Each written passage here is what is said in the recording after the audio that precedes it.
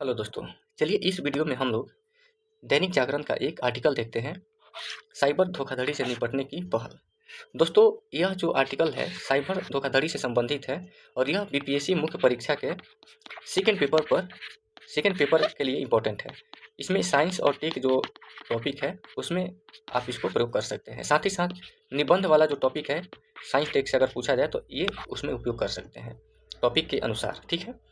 बाकी वीडियो अगर आप पहली बार देख रहे हैं तो आप लोग सब्सक्राइब जरूर कर लीजिए ऐसे ही आर्टिकल्स के लिए और बेहतर तैयारी के लिए। चलिए तो शुरू करते हैं आर्टिकल को।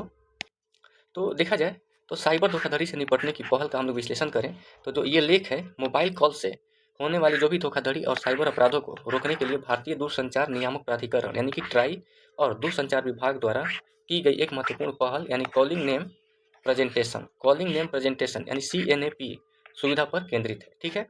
अब CNAP की सुविधा जो है उसकी मुख्य बातें क्या है, सबसे पहले समझते हैं कि इसका उद्देश्य क्या है। तो इसका उद्देश्य है कि मोबाइल कॉल से होने वाली जो भी धोखाधड़ी है, स्पैम है और जो साइबर अपराध है उस पर प्रतिबंध लगाना इसका मुख्य उद्देश्य है। अब ये कार्य प्रणाली अगर देखा जाए तो कार्य प्रणाली ये है कि जब कोई व्यक्ति किसी व्यक्ति के पास कॉल करता है तो रिसीवर के मोबाइल के स्क्रीन पर कॉलर का असली नाम दिखाई देगा, ठीक है। और ये नाम का स्रोत क्या है, तो नाम का स्रोत ये है कि जब सिम लेते समय व्यक्ति जो है KYC के दौरान जो दस्तावेज दिया गया है सिम कार्ड के लिए, तो उसी दस्तावेज के आधार पर जो है उसका ओरिजिनल नाम दिया जाएगा। KYC का मतलब होता है कि नो योर कस्टमर, ठीक है। आगे देखा जाए तो CNAP बनाम थर्ड पार्टी एप्स जैसे ट्रू कॉलर्स। देखिए CNAP की बात करें तो दूरसंचार ऑपरेटरों के आधिकारिक KYC डेटाबेस पर आधारित होता है, यानी इसलिए यह अधिक विश्वसनीय और सत्यापित है। यानी कि KYC के समय जो डॉक्यूमेंट दिया गया होता है उसी डॉक्यूमेंट्स के आधार पर व्यक्ति का जो ओरिजिनल जो नाम है वो दिखाया जाता है CNAP में। जबकि थर्ड पार्टी एप्स की बात किया जाए तो क्राउड सोर्स्ड डेटा पर निर्भर करते हैं जो हमेशा सटीक नहीं होता है। यानी कि देखिए जैसे ट्रू कॉलर्स वगैरह जो ऐप है वो भी नाम बता देते हैं लेकिन कई बार ये गलत बताते हैं और उस पर जो है नाम चेंज किया जा सकता है, तो ये उतना जो है सटीक नहीं होता या विश्वसनीय नहीं है। अगर हम इसकी स्थिति और समय सीमा की बात कर लेते हैं तो देखिए यह सुविधा सभी मोबाइल ग्राहकों के लिए डिफ़ॉल्ट के रूप में शुरू की जाएगी।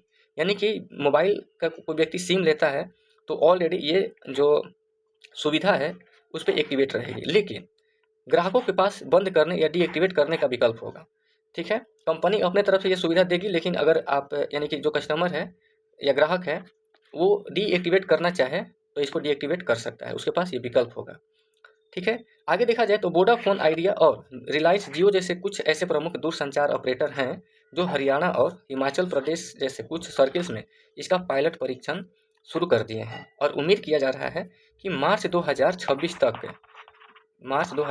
तक जो है पूरे देश में यह लागू हो जाएगा, ठीक है।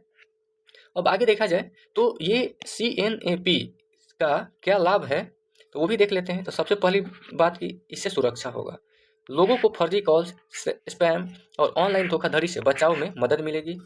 इससे पारदर्शिता भी बढ़ेगा, कॉल रिसीव करने से पहले ही कॉलर की वास्तविक पहचान का पता चल जाएगा।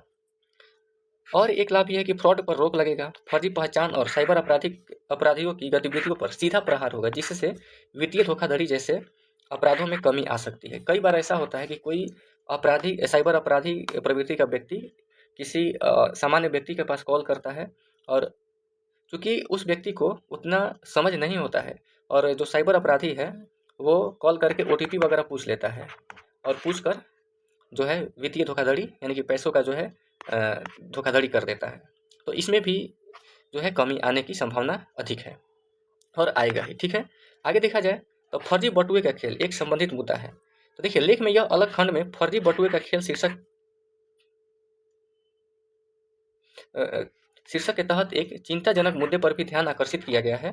जैसे कि समस्या क्या है तो देश के कई हिस्सों में फर्जी सिम कार्ड और फर्जी दस्तावेजों पर सिम कार्ड बेचे जा रहे हैं, ठीक है। अगर देखा जाए तो ठगी का तरीका, ये साइबर अपराधी फर्जी सिम का इस्तेमाल करके लोगों को डिजिटल अरेस्ट, वित्तीय धोखाधड़ी जैसी गतिविधियों का शिकार बना लेते हैं।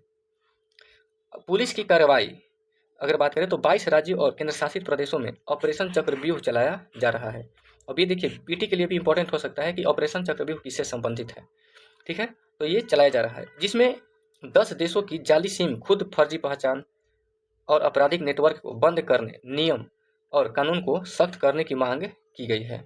ठीक है, तो ये जो है एक मुद्दा है। आगे देखा जाए इसका निष्कर्ष क्या है, तो निष्कर्ष यही है कि यह लेख भारत में साइबर सुरक्षा और उपभोक्ता संरक्षण की दिशा में उठाए गए एक बड़े और महत्वपूर्ण कदम को उजागर करता है। CNAP जैसी सरकारी समर्थित KYC आधारित कॉलर ID प्रणाली से डिजिटल फ्रॉड को रोकने में मदद मिलने की उम्मीद है। हालांकि इसका पूर्ण क्रियान्वयन और प्रभाव समय के साथ ही पता चलेगा। क्या आप ठीक है, तो चलिए ये जो है इसका एक अच्छा निष्कर्ष हो गया। ये लाइन आपके काम का नहीं है।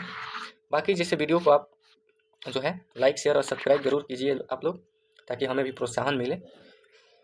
बहुत बहुत धन्यवाद।